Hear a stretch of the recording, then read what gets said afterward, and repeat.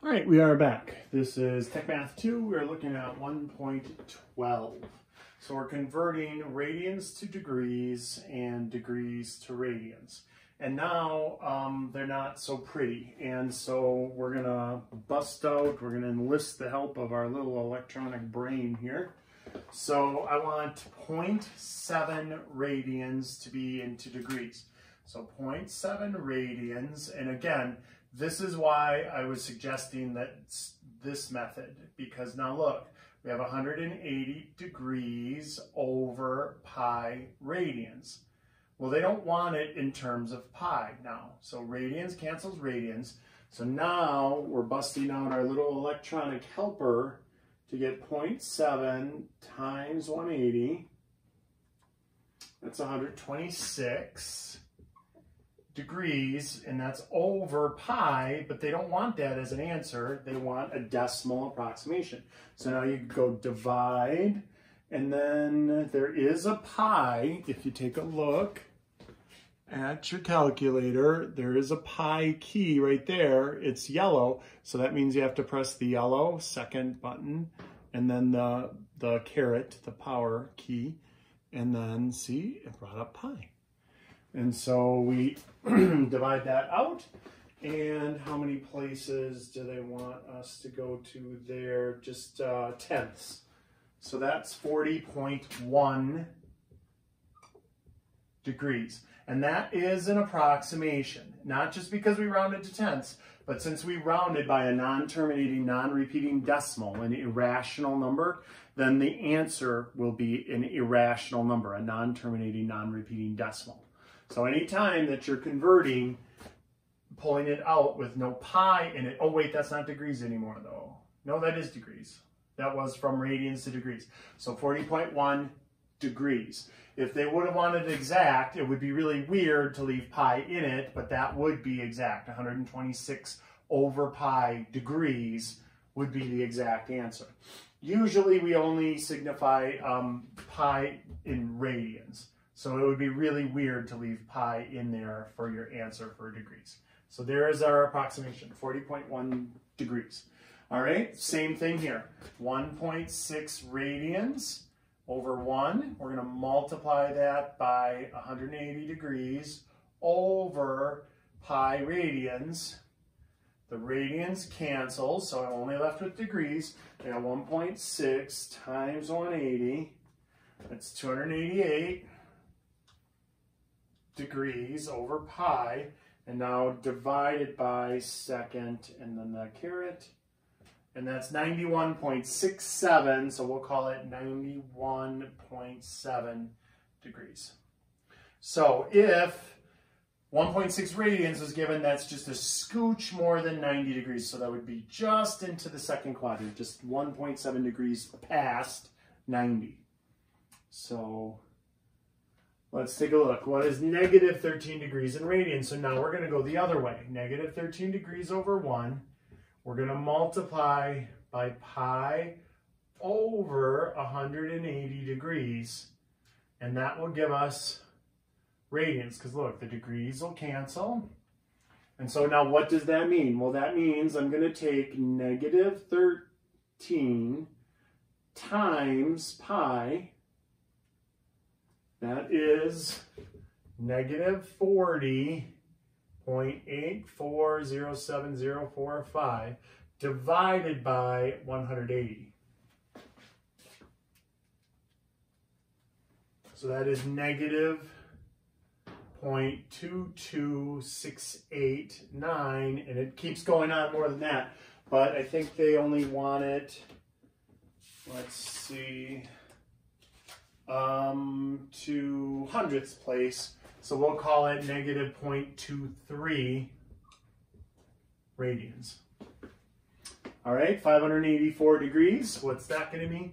548 degrees over 1 times pi radians over 180 degrees, so the degrees cancels with the degrees. I get 548 times pi.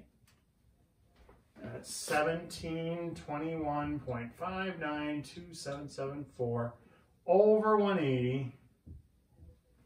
So I divide that by 180, and I end up with 9.5644, so we'll call it 9.56 radians.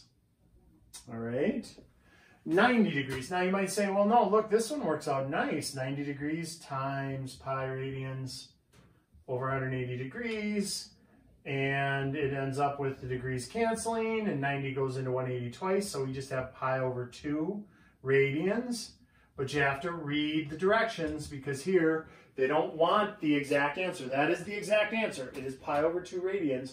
But here they want it to hundredths place. So they want an approximation. So we will take pi and divide it by 2. And that is 1.5707 ... So we'll call it 1.57 radians. Same with the 120. 120 pi radians over 180 degrees. The degrees cancel. And the zeros cancel, and you get 12 pi over 18, and then you reduce it. We had this one before, so that is 2 pi over 3 radians, but they don't want that. They want the decimal. So 2 pi divided by 3, and then hit enter. That is 2.094, so we'll go with 2.09 radians. All right. Then, if you look at the next page on 112, it does, I don't want to do 125, but I just want you to take note. 125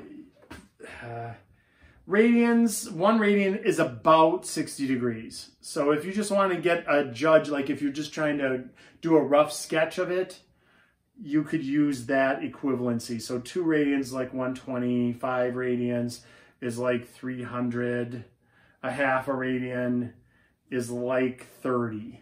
But it's better usually for our calculations to do this, like go to at least hundredths place with radians instead of kind of, it's sort of like pounding in a nail with a rock.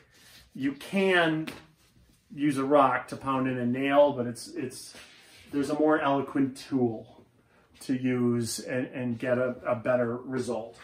And so I just wanted to point that out. If you're trying to estimate where it is, you can use, it's about 60 degrees is 1 radian.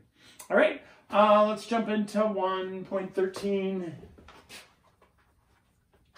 So 1.13.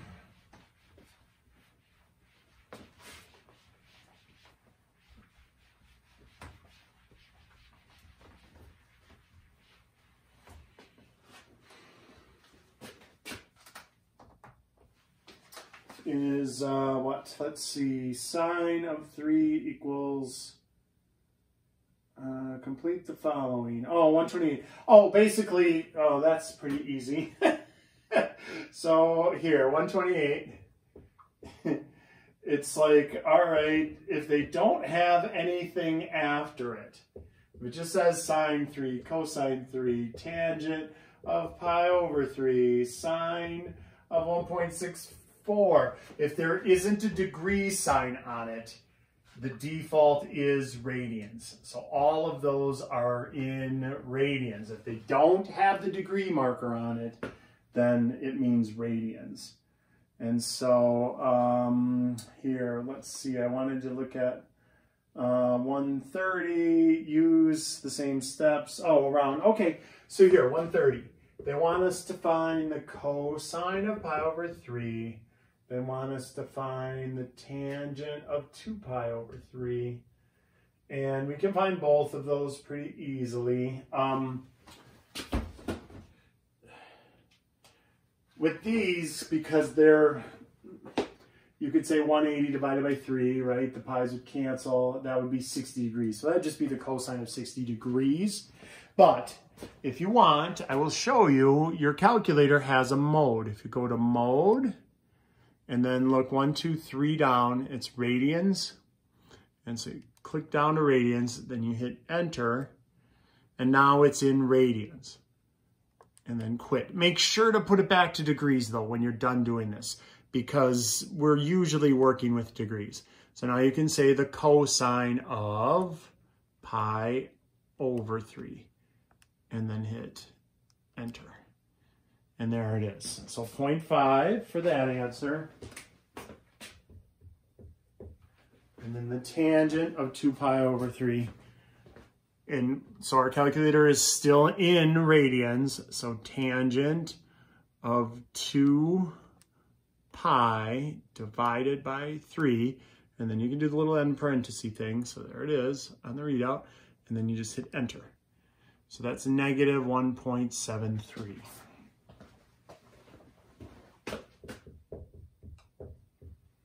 And so now, tell you what, before we go on to do anything else, let's put our calculators back into degrees, because that's usually where we are. So let's go down to radians. So I hit mode, and then that came up. Down to radians, right-click it. So it's blinking on degree, hit enter. And now I've switched it to degrees, and then just do second, and then mode, which is quit. Remember, this little yellow means all of those yellow things are operative then. All right. And now it's back in degrees. So if I did the cosine of 60 degrees, we converted that from radians to degrees and then hit enter. It's still 0.5. All right. Okay, so let's take a look at 114. The unit circle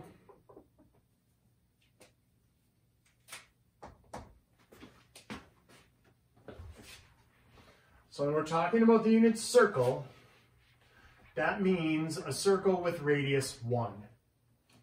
So it's automatically a circle with radius 1. And so here, coordinates on a unit circle, let's look at 135. So you do have to remember your SOHCAHTOA. Sine is opposite over hypotenuse, cosine is adjacent over hypotenuse, and tangent is opposite over adjacent. Remember how right triangles roll. If this is my angle, this one is the opposite, this one is the hypotenuse, and this one is the adjacent. And so sine is opposite over hypotenuse. Cosine is adjacent over hypotenuse. Tangent is opposite over adjacent. All right? So now look, they give us a unit circle, which means I know the radius of this circle. So there's my unit circle. Sorry, I'm not a very good drawer.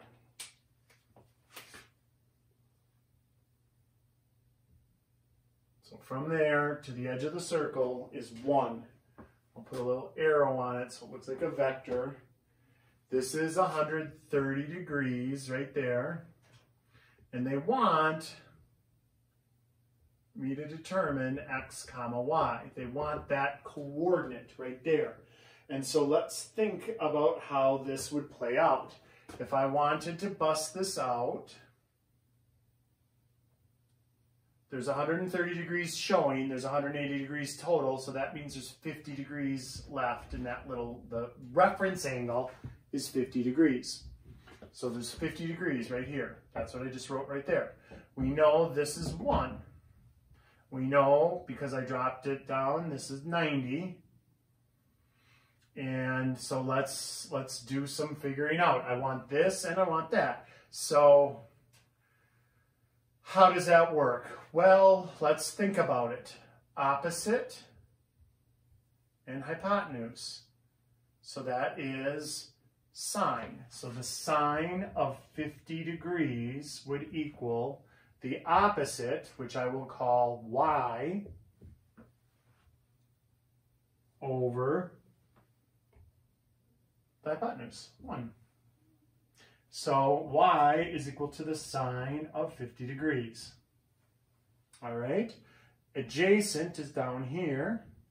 So that's adjacent over hypotenuse. So the cosine of 50 degrees would equal, we'll call that x, over, right, 50 degrees, or over 1. All right, but now we have to remember that's in the second quadrant, so x would be negative. So there is another way to do this. If you take a look at what they've done, they just said, so if I did it my way, I did it my way just drawing a picture, pulling it out, and using right triangle trig. That's what's going on here. So you take the sine of 50, you take the cosine of 50. When I take the sine of 50, my calculator kicks out, what does that kick out? 0.7986. And what does this kick out? 0.6428. Oh wait, not, sorry. It's 0.7660, sorry. All right, so y is 0.7660, x is 0.6428, but look at where x is. X has to be negative. This is negative and then up. So the answer is negative 0.6428 and 0.7660. There is another way to do it. We could have used 130 degrees. So instead of using a reference angle of 50 and using a right triangle like this, what we could have done is they gave us this formula. X is equal to r times the cosine of theta, and y is equal to r times the sine of theta. And so instead of all of this visual stuff, we could have just plug and chug. X is equal to, the radius is 1, the cosine of 130 degrees, and that will be negative 0.6. It'll have the negative on there already. Y is equal to 1 times the sine of 130 degrees, and that'll kick out that 0.7660. So that is probably an easier way to look at it from that point of view. All right.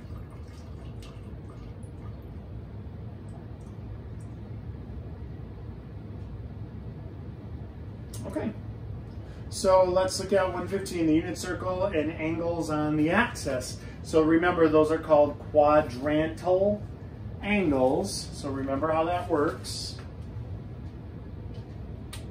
That one we don't really need sines or cosines or anything like that.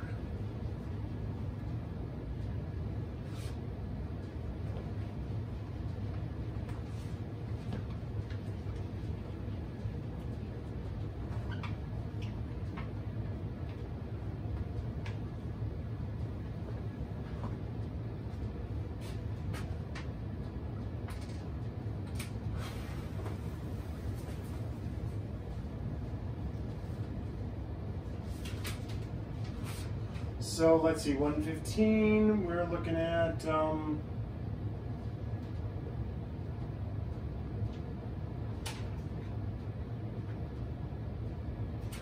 unit circle again. Look at 141, and we could do 142, I guess.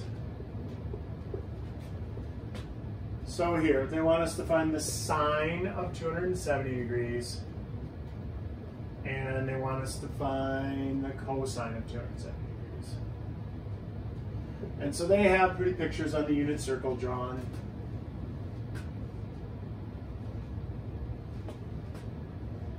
And so you can default to the formulas if you'd like. Usually with quadrantals, I use the actual graph of sine. Remember what the graph of sine looks like? That's right there. So 270 happens right there. So sine is, that's -1. That's how I do it, and just have it memorized, that sine curve and that cosine curve burned into my brain. There is another way to do it. You can do it with a unit circle where we have 270 degrees, and you could literally say, remember x and y, so x is equal to 1 times the cosine of 270, and y is equal to the 1 times the sine of 270. And you can feed that into your calculator. And so x will be 0 and y will be -1, and 0, -1 is right here. And so if they want this length, it's well, according to that, it's -1. If they want you to graph it using the coordinate of p in each case, what would you get? So you would get -1, the coordinate of p. All right, cosine of 270 then, you would use, that would be, what would the cosine of 270 be? That would be 0, right? If you wanted the cosine of 270, then you would use the x part of it, basically.